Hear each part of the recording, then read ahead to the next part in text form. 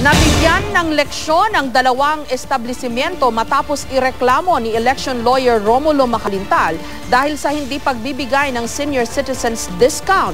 Sa ilalim ng batas, dapat ibigay sa isang senior citizen ang karampatang benepisyo kapag nagpakita siya ng mga lehitimong dokumento o ID. May report si Tina Panganiban Perez. Nitong nakaraang linggo, dalawang establishmento ang sinampahan ng reklamo ng election lawyer na si Romulo Macalintal dahil sa hindi pagbibigay ng senior citizens discount sa kanya. Di kinilala ng mga establishmento ang driver's license na ipinakita ni Macalintal kahit pa isa ang driver's license sa mga valid ID na binabanggit sa Senior Citizens Act. Kanina masayang ibinalita ni Macalintal na nagsorry na sa kanya ang mga establishmento.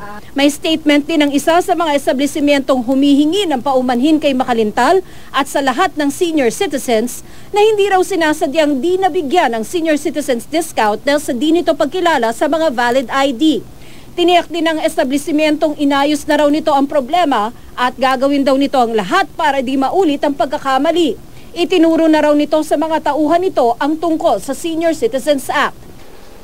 Ayon kay Macalintal, nangako rin daw ang mga establishmentong magdodonate ng 20,000 pisong halaga ng mga produkto nila sa mga institusyong nangangalaga sa mga senior citizen. Dito, yung mga owners ay nagpahayag ng kanilang paghingi ng paumanhin publicly, lalong-lalo na sa mga senior citizens na hindi nila alam ay nalabag pa nila ang mga karapatan. Ang isa sa mga establishmentong inireklamo ni Macalintal ay umuupa ng lugar sa isang kilalang mall. Ipinadala ni Macalintal sa GMA News ang memong inilabas ng naturang mall sa lahat ng umuupa rito tungkol sa mga pribilehiyo ng mga senior citizen. Ipinapaalala sa memo na di lang senior citizens card ang ginagamit para makakuha ng discount.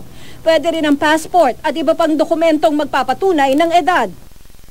Sa Implementing Rules and Regulations ng Senior Citizens Act, nakasaad na pwede rin gamitin ang driver's license, SSS o GSIS ID, Voters ID, PRC at Postal ID. Sakali namang may mga senior citizen na gustong magreklamo, na maaari silang magreklamo sa Office of the Senior Citizens Affairs Office. Pangalawa, pwede silang magreklamo sa Office of the Mayor. At pangatlo, kung talagang kailangan yan, maaari silang magharap ng reklamo sa Fiscal's Office for violation of the law. Tina Panganiban Perez, GMA News.